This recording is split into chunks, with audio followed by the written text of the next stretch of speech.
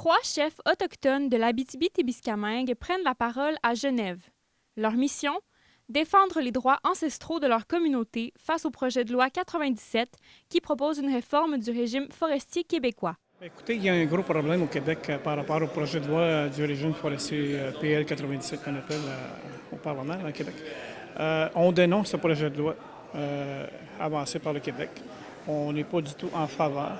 Nous, on recommande le rejet complet de ce projet de loi-là parce qu'elle va à l'encontre de nos droits ancestraux.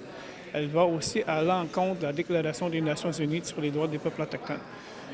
Quelque chose qui a été reconnu au niveau international puis au niveau canadien. Donc, c'est beaucoup pour dénoncer la façon de faire du Québec que nous allons à Genève. De passage à Val-d'Or, le chef du Lac-Simon, accompagné des leaders de Wolf Lake et de Témiscamingue, prendra part au mécanisme d'experts des Nations unies sur les droits des peuples autochtones.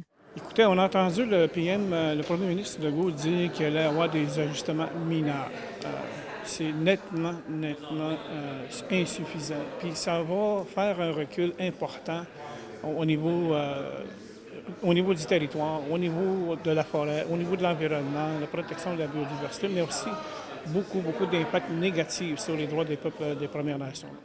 La mission vise aussi à faire entendre un message clair à l'international. Québec et Ottawa peuvent faire mieux. Ce qu'on espère atteindre comme objectif, c'est, de dénoncer, mais aussi de faire savoir aux instances internationales que le Québec et le Canada pourraient faire mieux.